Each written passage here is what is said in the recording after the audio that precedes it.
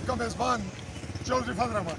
इस वक्त आज़ाद कश्मीर के ज़िला बिम्बर की तहसील समानी के जिस पार्ट पे मैं मौजूद हूँ, ये लमिया पट्टी का मकाम है, चाय निहाला में। हमारे पास मौजूद हैं मौजूदा MLA, 3 दफ़ा पहले रह चुके मिनिस्टर रहे, इस वक्त इलेक्शन लड़ रहे हैं PTI के टिकट पर, यानी तहरीक इंसाफ, पाकिस्तान तहरीक इंसाफ आज़ाद कश्मीर। तो इनसे चूँकि अभी ये जनाज़िब में हैं, सच जो आपको अवाम के मफाद के लिए हम चाहेंगे कि आप उगलें, ताकि अवाम के सामने आपके मुताबिक जो आपके मालूमात हैं अवाम के मफाद में वो भी सामने आए, और जो आपके मुताबिक दूसरे लोग कह रहे हैं फिर हम चाहेंगे कि वो भी बताएं, वो स्टैंड करें। तो आपने बहुत कुछ बताया, जो कुछ आपने कहा, अब अगले मरले पे आप कुछ कहना चाहेंगे या फिर अभी बात कर लें? जी मुझे आप सवाल करेंगे फिर सर, सवाल यही है कि आप पर उन्होंने एलिगेशनें लगाई, open press media, Pakistan media बुलवाया, और वही बातें अगर हमसे करते तो हमें यह खतरा होता है कि मोहल्ले में, हल्के में हमें चौधरी सोनी के भाई मोहल्लेदार आशक वोटर गिरा लेंगे। वो अच्छा हुआ कि आपने उनको गिराया, उन्होंने आपको गिराया और हमें मौका मिल गया। अब आप ये बताएं कि आपकी जानिब से जो एलिगेशनें लगी कि उनके तमाम भाई शराब का बिजनेस करते हैं, शायद हम चाहेंगे कि वो खुद भी उसकी तस्दीक दें, तब मज़ा आता है जब वो खुद इकरार करें।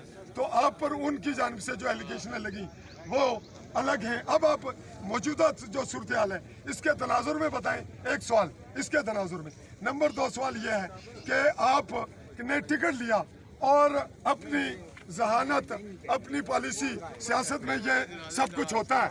अब आप कहिए जो कुछ कहना चाहिए। बिस्मिल्लाहिर्रहमानिर्रहीम। चौधरी फजल रहमान साहब, मैं आपका शुक्रगुजार हूँ कि आपने लोगों के मसाइल को उजागर करने के लिए हमेशा अपना किरदार अदा किया। ये चूँकि शोक का माहौल है, यहाँ जनाजा है, मुनासिब तो नहीं था कि मैं यहाँ बात करता, लेकिन आपने चूँकि हुक्म किया है तो मैं जो इल्ज़ामात उन्होंने लगाए हैं, इसके एक तो तहसील समानी के जो अवाम हैं, जो लोग हैं जिन्होंने 3 बार मुझे मेंबर असम्बली मुंतखब किया, एक तो वो इस बात की गवाह हैं कि मेरा किरदार क्या है, मैं कितना बद किरदार हूँ और कितना बाकिरदार हूँ, इसका ये सबसे ज़्यादा मेरे हल्का के लोग जानते हैं। और यकीनन अगर मैं ज़्यादा बद किरदार होता और मेरे किरदार पर अगर सवालिया निशान होता तो यकीनन लोग मुझे छोड़ चुके होते और लोग मेरे साथ ना खड़े होते। आज आज़ाद कश्मीर की तारीख का वो इलेक्शन है कि पूरे आज़ाद कश्मीर भर में उम्मीदवार लोगों के घरों में, लोगों के पास वोट लेने के लिए दर दर जा रहे हैं, और मेरे हल्का के लोग, मेरे मेहरबान और मोहब्बत करने वाले लोग हज़ारों की तादाद में रैलियों और जुलूसों की शक्ल में मेरे घर जाके मुझे मुबारक भी दे रहे हैं और मेरी कामयाबी के लिए मेरे साथ शामिल भी हो रहे हैं। तो मैं समझता हूँ कि ये किसी उम्मीदवार को ये सहूलत ये आज हासिल नहीं है।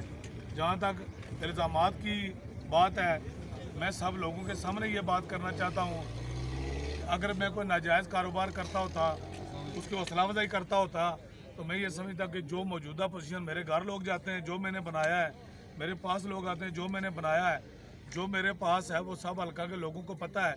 जो लोग नाजायज़ काम करते हैं उनके पास पैसे होते हैं, अगर मेरे पास पैसे नहीं है तो इसका मतलब यही है कि मैंने कमाए नहीं है। इसका दूसरा, और पैसे जब हूँ तो वो छुपते भी नहीं हैं, वो सामने आते हैं।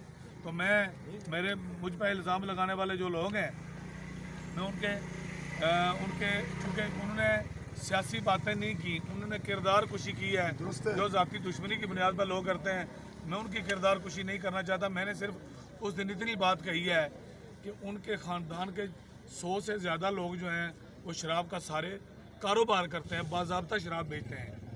और इंशाल्लाह मैं आप लोगों के सामने और मीडिया पे इस बात की गवाही करता कि अल्लाह के फजल व करम से, अल्लाह को हाज़िर नाज़िर जान के, हर शख्स अपने अपने अमाल का और अपने किरदार का खुद जवाबदेह है, वो मेरा भाई हो या कोई और हो। मैं आपके सामने जवाबदेह हूँ अपने बेटों का और अपना, कि अगर मैं शराब से, रिश्वत से, कमीशन खोरी से और किसी नाजायज़ राय से रोज़ी कमाता हूँ तो मैं किसी तरह भी आपके वोटों का अहल नहीं हूँ। अल्लाह के फजल व करम से मेरा ज़मीर मुतमईन है। जो इल्ज़ामात हैं उनको प्रूव करना पड़ता है। कोई इल्ज़ाम, मुझ पर लगने वाला इल्ज़ाम अगर वो प्रूव कर देते हैं तो मैं अवाम के सामने बहसीत मुजरिम अपने आप को पेश करूँगा। आपने उन चौधरी रशीद साहब के हवाले से जो बात की, चूँकि लोग मुझसे बाद में पूछेंगे, वो जी तुसां गल नहीं पूछी तो कुछ वो भी हल्की सी वजाहत कर दें। मैं गुजारिश कर रहा मरहूम रशीद हूँ, साहब मेरी बात सुने। वो इसलिए तो उन्होंने इस बात को एक्सप्लॉइट किया जी, रशीद साहब का नाम, रशीद साहब हमारे भाई थे। ये अलीशान सोनी वो बात कर रहा है जिसने 4 इलेक्शन चौधरी रशीद साहब को मेंबर असेंबली बनवाया, सब लोगों को पता है। तो अगर आज हम चौधरी रशीद का नाम लें तो कोई अर्श के किंगरे नहीं हिल जाते। मेरी बात सुन, हमने भी मरना, मेरा वालिद भी फौत हुआ है। आज यूसुफ साहब मरहूम जिन्होंने चौधरी रशीद को मेंबर असेंबली बनाया, वो जिन्होंने कुर्बानी दी, वो भी दुनिया से चले गए। जब उनके आज यूसुफ के बच्चों पे, उसके भतीजों पे, उनके ख़ानदान पे आप उंगली उठाएंगे तो आज यूसुफ साहब की रूह को तकलीफ नहीं होगी। तो अगर आपको ये महसूस होता है कि चौधरी रशीद साहब की रूह को तकलीफ होती है तो फिर आप बाकिरदार हैं, आप लोगों की तरफ उंगलियां ना करें। वो 16 साल सियासत में रहे, उन्होंने सियासत की, चौधरी रशीद साहब ने सियासत की, हम उनके साथ रहे, हम सारे लोग उनके साथ रहे, बहुत अच्छा वक्त गुजरा। लेकिन आप अपना किरदार दुरुस्त कर रखें ताकि लोगों को ये एहसास हो कि ये उस शख्स के भाई हैं जिसने अच्छा वक्त गुजारा। एक ही लफ्ज में आप ये अपने किरदार से साबित करेंगे कि हम चौधरी रशीद के भाई हैं। आपसे फिर वही बात, और अगर ये इनका रवैया, इनकी सोच और इनका किरदार गंदा होगा और इस तरह की गुफ्तगू करेंगे तो चौधरी रशीद को तकलीफ नहीं होगी। क्यों नहीं होगी? आप तो बात यह है जी, आपकी बात आपने मुकम्मल भी कर दी। मैं वो शख्स हूँ कि मरने से पहले चौधरी रशीद मरहूम ने 4 महीने पहले चौधरी रज़ाक साहब को बैठा के ये फैसला किया कि आइंदा आने वाले इलेक्शन में मेरा उम्मीदवार अलीशान सोनी है, इसलिए कि 4 इलेक्शन अलीशान सोनी के ख़ानदान ने मुझे सपोर्ट किया है। और चौधरी रज़ाक तुमको मैं ये कह रहा हूँ कि अलीशान सोनी के लिए वोट मांगने हैं। अब आप मुझे बताएं वो सियासी कायद थे, चौधरी रज़ाक साहब ने अपने भाई की उस बात पर अमल किया? ये सामने हुआ नहीं किया। जब वो अपने भाई की उस बात से और उस फैसले से, उसके आदत के फैसले से फिर गए तो उन्होंने धक्के तो खाने, उन्होंने रसवा तो होना है जिस तरह आज हो रहे हैं। जनाब से बहुत मुख्तसर बात हुई। अल्लाह हाफ़िज़।